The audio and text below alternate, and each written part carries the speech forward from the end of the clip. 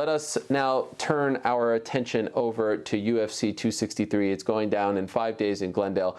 What a great card. The main card is fun.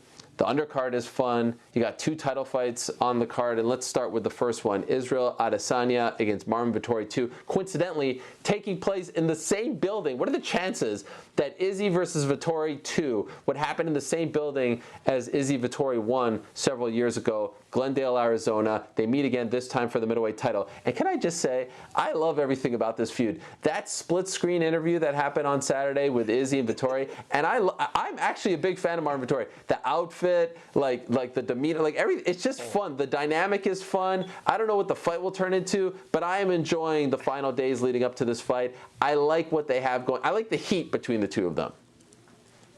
I love it, Helwani. I love it because you could tell that Marvin Vettori just annoys Israel Adesanya. He annoys him. And Marvin said, "I can't stand you." Izzy goes, "I hate you."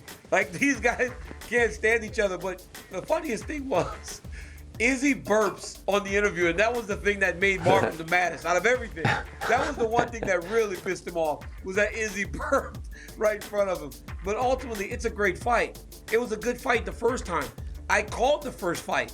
And Vettori, for years, held on to the fact that he thought that I was too much in Adesanya's corner in regards to the commentary.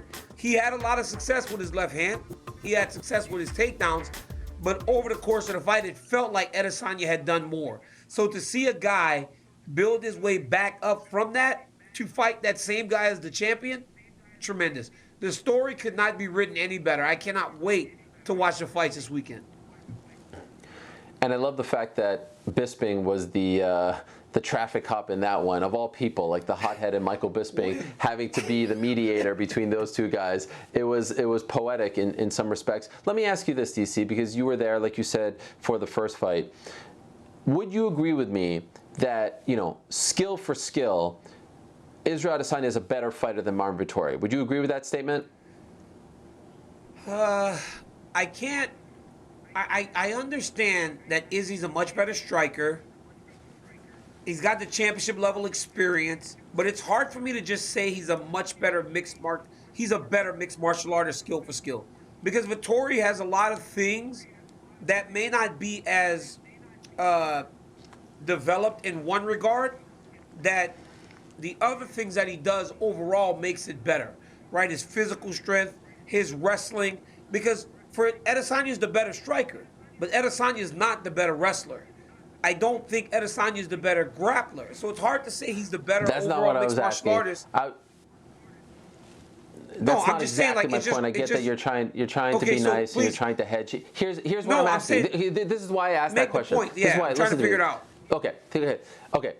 I think that Izzy, skill for skill, is the better fighter. However, I do believe that a big part of the fight game, and you can obviously speak to this better than most, is confidence, right? When you believe in yourself, when your confidence is high, when you're on a winning streak, you're going into a fight, and this applies to anything in life, and especially sports, you are able to sometimes rise to the occasion, and you are able to overachieve, if you will. And so why I bring this up is Marvin Vettori is on an impressive winning streak. Marvin Vettori has beaten some tough guys. Marvin Vettori believes in his heart that he beat Israel Adesanya and deserved to get that W. His confidence, to me, is at a very, very high level right now. On the flip side, you have Israel, who I think is the better fighter skill-wise.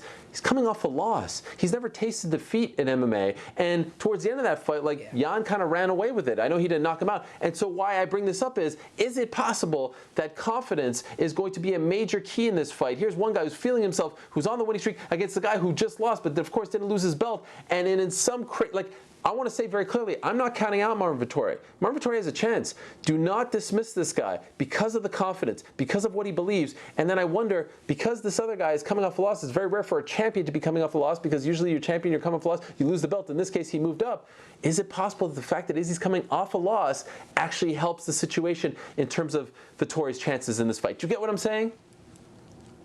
I do now. I do understand what you're saying now. I mean, I was just talking about individualized skills in departments. I know what you're saying, but listen, Marvin's confidence is sky high, but Israel Adesanya does never lack confidence. I think that he's one of those guys that can move past what happened in the Blachowicz fight. But Marvin Vettori has the size and the ability to present some of the same issues for him. But I think what's being overlooked in Jan Blachowicz is that not only did he beat Izzy with his wrestling, everybody's talking about those takedowns at the end of the fight. He was able to stand with Izzy for long periods of time and land shots more effectively in order to win close rounds. So Marvin's not only going to have to take Izzy down, he's going to have to hold him there, but he's also going to be able to have to hold his own in the stand-up. Can he do that over the course of 17, 18, 19, 20 minutes if Adesanya is defending the takedowns as effectively as he did last time? Because Marvin did take him down, but Izzy was able to get back to his feet and defend on multiple occasions. It's a very difficult fight, but I do believe the confidence will help Vettori. The questions about losing your first fight will be on the mind of Adesanya, but I believe the champion is good enough and confident enough in order to kind of try and move past it and approach this fight in the way that he approached every other championship fight he's had. I think that the fascinating thing about this fight to me is there a blueprint out now as to how to beat Israel Adesanya? And you just said, the size and all this stuff.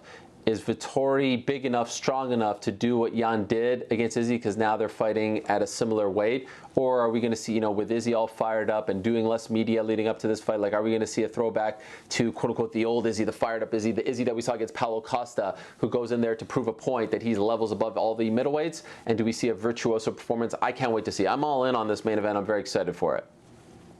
And one more thing, Ariel. Last fight against Blachowicz in the Apex.